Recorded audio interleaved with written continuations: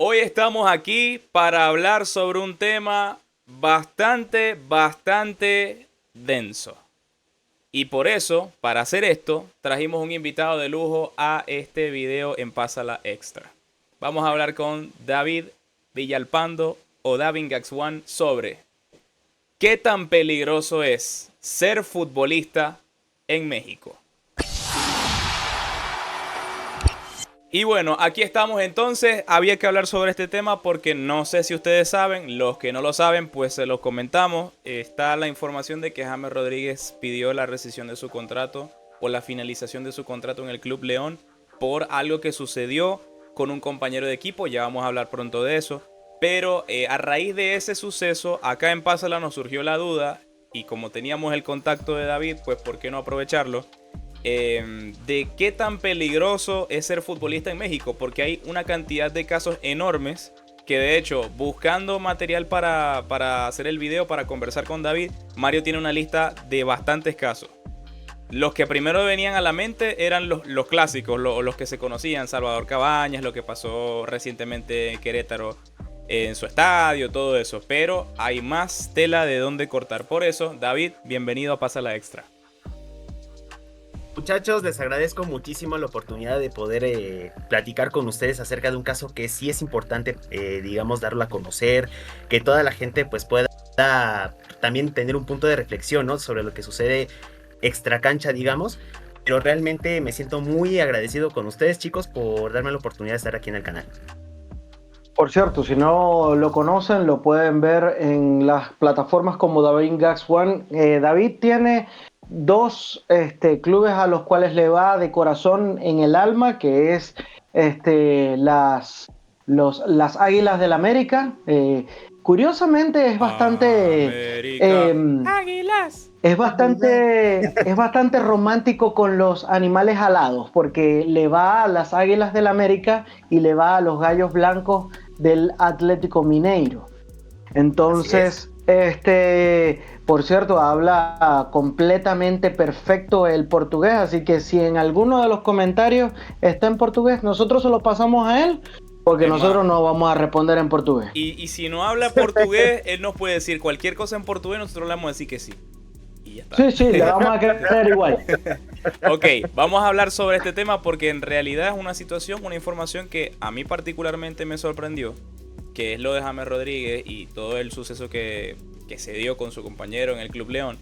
Porque que llegara a ese nivel James de sentirse inseguro, tanto como para pedir o exigir o reclamar la rescisión de su contrato en el club, es denso. Y teniendo en cuenta que hay diferentes casos que a lo largo del tiempo hemos conocido del fútbol mexicano en estos aspectos de inseguridad, pues llama muchísimo la atención. Mario tenía una lista, me gustaría que Mario también la leyera primero para tener una idea de la cantidad de casos conocidos, que seguramente sin conocer habrán 200 millones, pero de los más sonados, de los más reconocidos a lo largo de la historia, Mario tiene una lista. Para que Mario dé la lista y luego ya pasamos con David, que nos dé su perspectiva de todo esto. Sí, a mí lamentablemente me gusta hablar, o sea, a mí realmente me gusta hablar de estadísticas y estas estadísticas no me gusta hablar. Hablamos obviamente del caso de James Rodríguez, que por cierto da a entender de que esté un poco asustado porque él también originalmente viene de un país que también está golpeado bastante por la violencia. Pero bueno. La cuestión es que la violencia en México es extensa y no es un tema bonito como para tratar.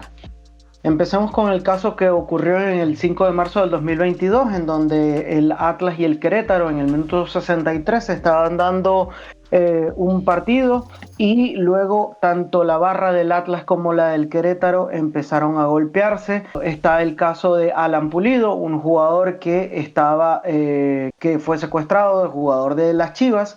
El caso de Salvador de Cabañas, que estaba en un bar, se peleó con alguien porque alguien le fue a decir algo sobre unos goles o algo sobre un partido y se agarró a golpes y una de estas personas, no voy a decir el nombre, le disparó.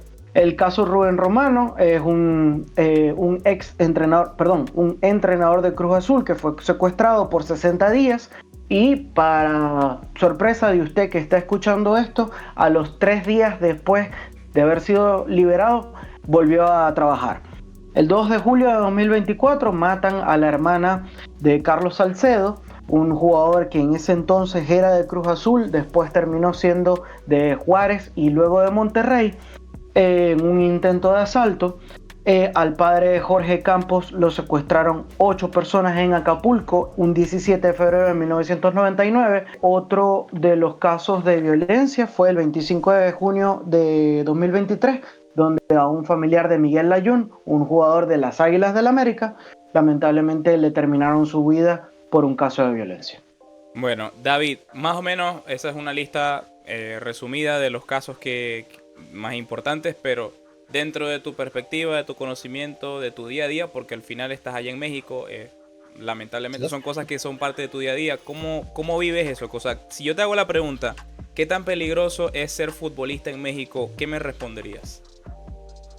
Lo que yo te respondería es de que es un peligro latente, y no solamente como futbolista profesional, sino también como futbolista de a pie, amateur, lo que tú quieras. Es peligroso porque al fin y al cabo vivimos una ola de violencia tan grande que incluso supera a otros gobiernos. No me quiero meter tanto en política, pero estamos viendo momentos muy tristes en términos de seguridad, en términos de prácticamente todo, ¿no? Pero el asunto pasa en el aspecto fútbol, que la violencia siempre ha estado presente, siempre.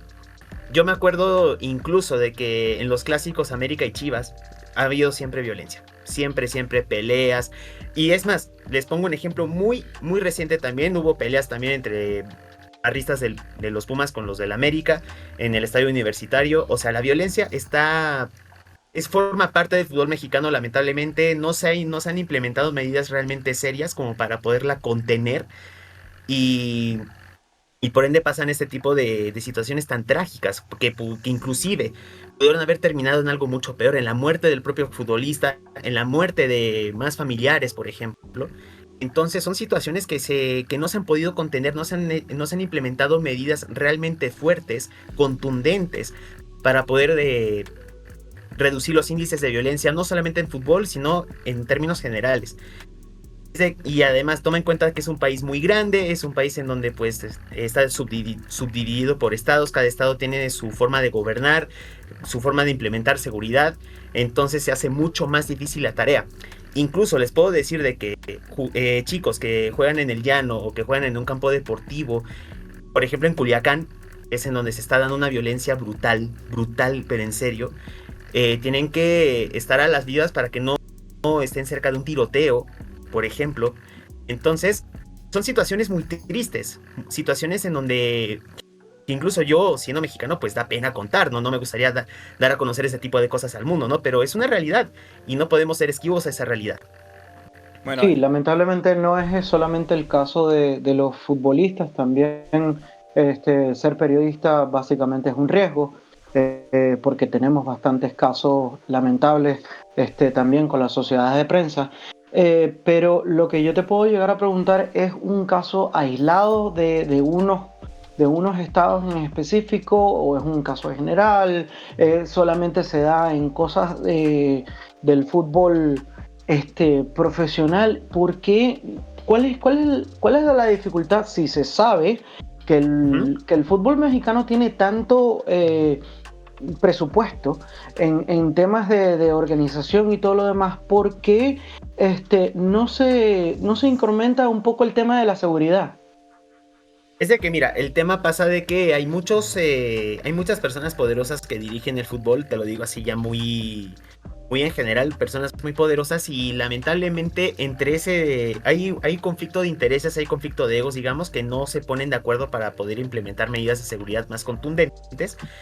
Y además de que, por ejemplo, lo que sucedió en Querétaro y Atlas hace muy poco, no se llegó realmente a un consenso de poder implementar una medida de seguridad que permita, por ejemplo, filtrar mejor a la gente que entra a los estadios. Y además de que solamente terminó en destituir a ciertas personas. Por ejemplo, destituyeron al presidente deportivo, o creo que al presidente de Querétaro lo terminaron destituyendo, y un poco más, pero realmente no se implementó un reglamento que realmente pues ponga mano dura, ¿no? a ese tipo de situaciones que son lamentables y que ensucian muchísimo el espectáculo, si se quiere, ¿no?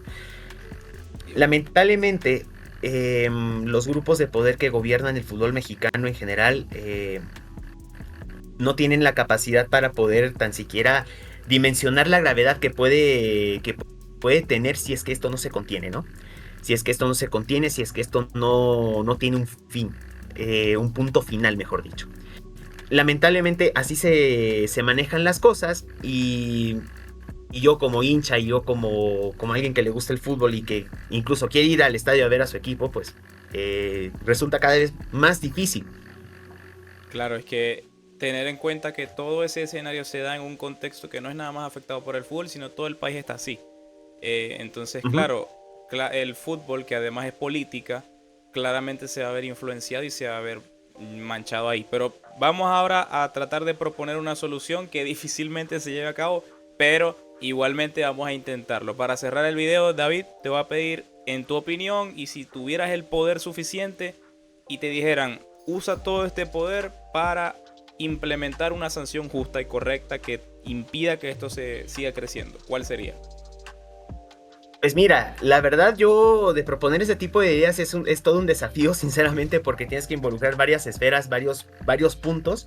Pero primero que todo, yo trataría de ser muy tajante con el reglamento de la Liga MX, hacer un reglamento que permita transparencia.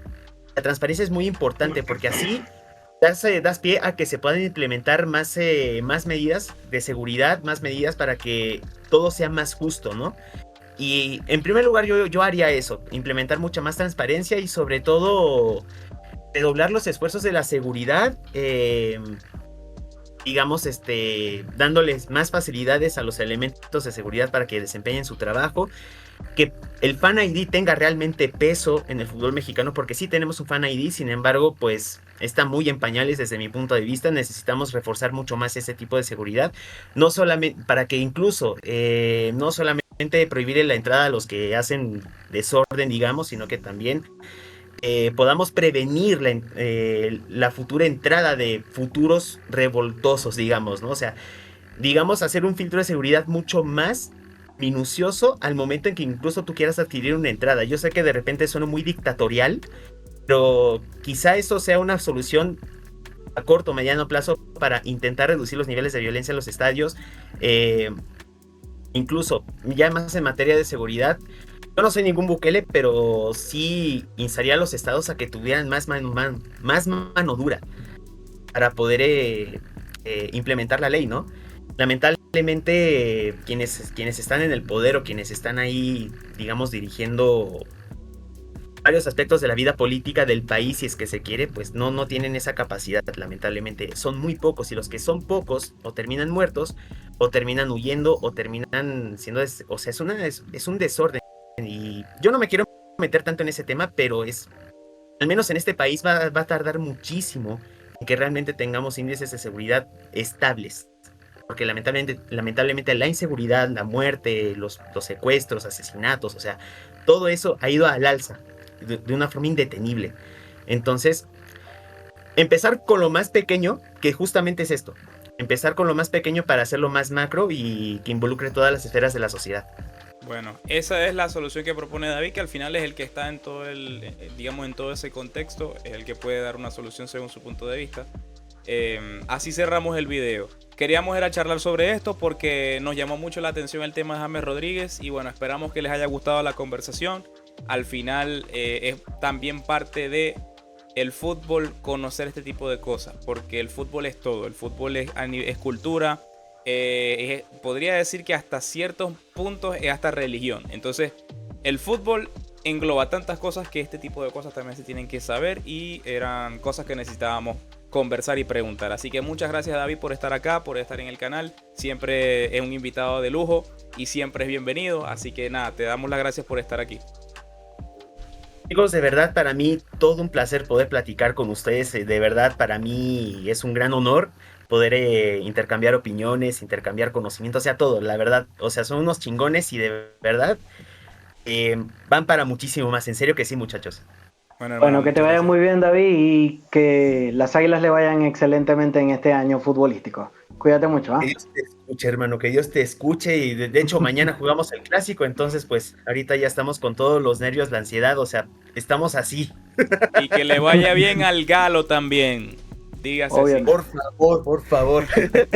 Bueno, si les gustó el video, likecito que yo lo vea. Si estás contento con lo que estamos haciendo, te gusta el contenido y quieres apoyarnos, suscríbete, que no te cuesta nada y para nosotros vale mucho. Y en los comentarios queremos saber qué piensas, qué te gustaría ver en este canal, qué ideas de fútbol internacional se te ocurren, todo lo queremos saber en los comentarios. Dicho esto, nos encontramos en el próximo video en Pásala Extra.